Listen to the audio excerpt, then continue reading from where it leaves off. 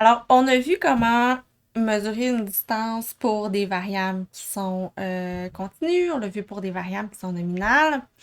Euh, et on a eu où on va avoir une discussion sur comment le faire pour les variables qui sont ordinales. Maintenant, ce qu'on va faire, c'est qu'on va regarder comment on fait pour mettre tout ça ensemble. Alors, quand on a plusieurs types de variables, donc la procédure en général à faire, ça va être premièrement de recoder les variables ordinaires. Donc, soit on va les recoder comme si c'était des variables continues, soit on va les transformer en variables nominales. Deuxième étape, on va déterminer le poids qu'on veut donner à chaque variable. Et là, ça va être important de travailler cette mesure-là parce que, étant donné qu'on a une grande variabilité de types de variables, on n'aura pas le choix de standardiser, de ramener toutes nos variables entre 0 et 1 et par la suite de choisir le poids qu'on va accorder à chaque variable. Donc, la réflexion sur le poids de chaque variable va être très, très importante lorsqu'on a plusieurs types de variables. Identifier les variables asymétriques, donc regarder notre jeu de données, se poser des questions, regarder plus particulièrement les situations où on a des variables avec des modalités rares pour s'assurer d'identifier les individus pour lesquels on considère que d'avoir une modalité en commun, ça vaut plus, finalement, ça se ressemble plus que de ne pas l'avoir en commun, par exemple.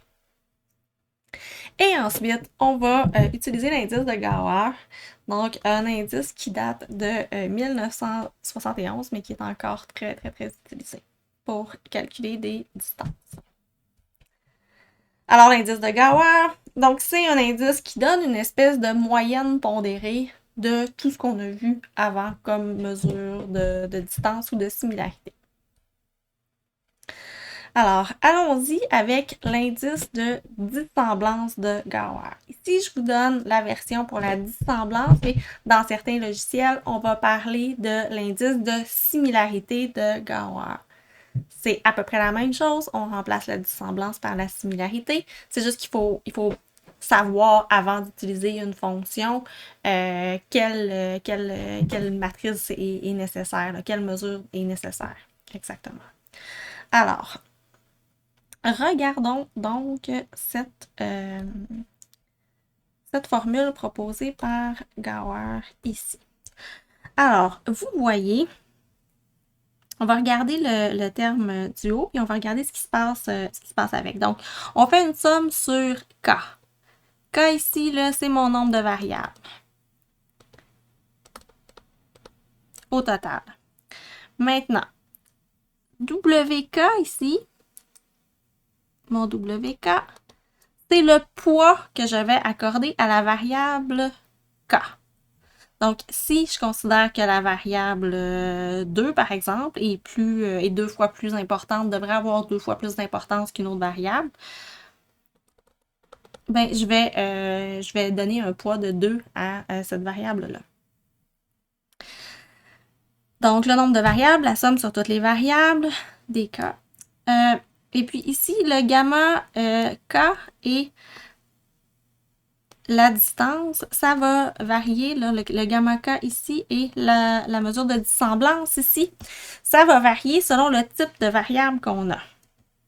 Alors, regardez ce qui se passe pour une variable numérique où les variables ordinales par défaut sont traitées comme de cette façon-là aussi. Donc, dans ce cas-là, mon gamma K, il va valoir 1. Donc, pour la variable numérique ou ordinale, ça ici, ça vaut 1. Ça ici, ça vaut 1. Donc, le gamma K, il n'intervient pas là, pour la variable numérique ou ordinale.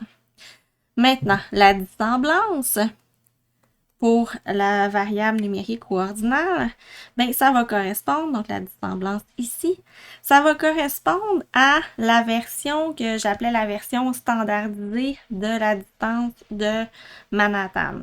Donc, c'est la valeur absolue de l'écart entre les deux observations divisé par l'étendue de la variable au complet. Donc, pas évidemment pas l'étendue de juste les deux observations qu'on a, mais de vraiment toute la variable.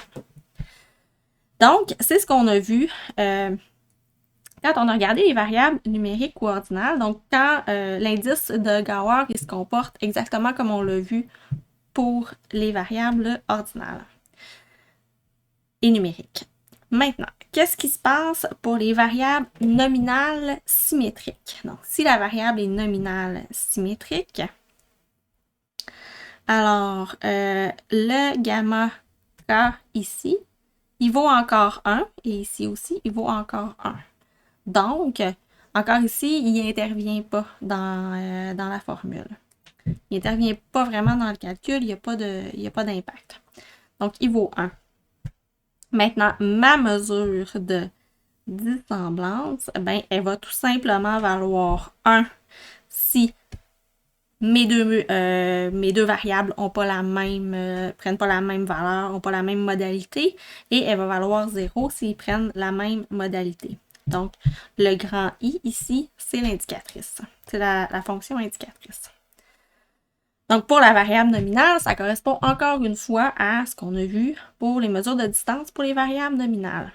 Maintenant, si la variable est nominale asymétrique, ben c'est ici que le gamma K va entrer en considération. Donc, la mesure de dissemblance pour les variables nominales asymétriques, ça va être la même que pour les variables nominales symétriques, mais c'est le gamma K ici qui va se trouver à valoir 1 quand au moins une des deux variables possède la modalité rare ou la valeur 1 et il va valoir 0 sinon. Donc, ça va faire en sorte ici de calculer la dissemblance sur la base de quelque chose qui est très, très, très similaire, en fait, qui est l'équivalent de la mesure de l'indice de Jacquard.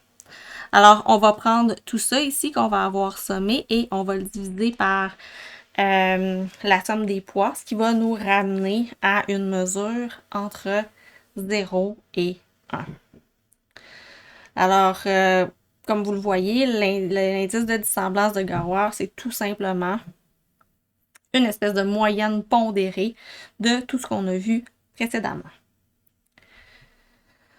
Alors, en pratique, en R, je vous recommande d'utiliser la fonction DAISY de la librairie Cluster. Donc, n'utilisez pas la fonction de base dans la librairie stat de R qui s'appelle dist, je crois. Utilisez vraiment la fonction DAISY qui vous donne, qui vous permet de vraiment bien spécifier votre matrice de distance. Alors, donc, évidemment, il va falloir préparer les données. Donc, assurez-vous de convertir vos variables nominales en facteurs. Donc, ici, dans le jeu de données que j'ai là, j'ai 3 variables qui sont des variables nominales et que je convertis ici en facteurs. Et j'ai dans mon jeu de données une variable qui est ordinale et c'est la fréquence d'écoute de la radio. Donc, c'est une variable qui est ordinale.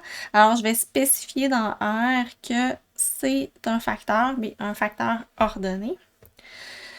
Première étape. Donc, deuxième étape, je vais enlever l'identifiant. Donc, je vais me créer un nouveau jeu de données dans lequel je n'ai pas l'identifiant pour ne pas inclure l'identifiant dans ma mesure de distance. Une fois que les données sont prêtes comme ça, j'ai un jeu de données que j'appelle variable 10 pour les variables que je veux conserver dans ma mesure de distance. Ensuite, deuxième étape, on va créer les poids. Donc, il y a plusieurs façons de faire ça. On peut tout simplement fournir une liste de 0 ou de 1 là, à la fonction. Personnellement, je préfère me créer un jeu de données qui, à la base, ne contient que des 1, qui a le même nombre de colonnes que l'ensemble de mes variables là, que je vais utiliser pour ma mesure de distance. Et puis, je vais donner les mêmes noms de colonnes à ce nouveau jeu de données-là. Et puis, après ça, ça va me permettre beaucoup plus facilement de prendre mon jeu de données. Ici, le poids, il va contenir uniquement des 1 au départ. Et puis, comme j'ai donné les mêmes noms de variables que dans mon jeu de données original, ben, je vais tout simplement pouvoir venir changer mes poids en nommant les variables. Il y a moins de risques d'erreur en travaillant comme ça qu'en donnant à la fonction vraiment juste un vecteur avec des 1 et des 2. Donc, dans l'exemple ici, toutes mes variables vont avoir un poids de 1, un poids égal, sauf ma variable M2 qui va avoir un poids de 2. Ensuite, je prends tout ça et je mets ça dans la fonction DAISY de la librairie cluster. Alors, var 10, variable pour ma mesure de distance, c'est un jeu de données, c'est un data frame en R qui va contenir toutes les données que je veux conserver pour ma mesure de distance, pour mesurer la distance entre mes observations. Et toutes mes variables vont être enregistrées dans le bon format. Donc, si c'est un facteur, ça va être enregistré sous forme de facteur. Si c'est une variable ordinale, ça va être enregistré sous forme de facteur ordonné. La fonction DAISY, le facteur ordonné, elle va le traiter, elle va le transformer par défaut comme si c'était une variable numérique, en fait. Donc, on lui fournit toute l'information. Elle traite par défaut correctement les variables si on les a bien spécifiées, si on les a bien, si on les a enregistrées dans le bon format dans notre jeu de données initial. Ensuite, on va choisir la métrique de Gower. En fait, je le spécifie ici, mais si vos variables sont de nature différente, la fonction va par défaut utiliser la mesure de distance de l'indice de Gower. Si vous avez des variables qui sont continues, vous pourriez ici spécifier une distance euclidienne ou une distance de Manhattan. Ensuite, on va lui dire, juste ici, lesquelles de nos variables sont des variables asymétriques. Alors ici, ce que je lui dis, là, c'est que j'ai choisi que dans ma base de données, étant donné qu'on s'intéressait à la musique, il y a très très peu de musiciens dans la base de données, mais mettons que je les considère comme étant des gens qui se ressemblent plus par rapport à la question que je me pose que des gens qui ne sont pas des musiciens. Donc, j'ai choisi de le considérer, pour vous donner un exemple, j'ai choisi de le considérer comme étant une variable asymétrique. Donc, c'est ici qu'on lui spécifie nos variables asymétriques. Et weight, c'est les poids qu'on va donner à chacune des variables. Donc, de ça, il va ressortir une matrice D qui va être une matrice de dissemblance qui va contenir la dissimilarité de Gower entre chacune de mes observations. Donc, en résumé, quand on a plusieurs types de variables, la première façon de s'en sortir, c'est d'utiliser la dissemblance de Gower, qui nous permet de mélanger toutes ces variables-là ensemble et aussi d'attribuer le poids approprié à chacune de mes variables. Il y aurait une autre façon de gérer ça. Donc, l'autre façon de gérer des mesures des données mixtes, c'est de passer d'abord par une analyse factorielle avant de faire notre segmentation. Donc,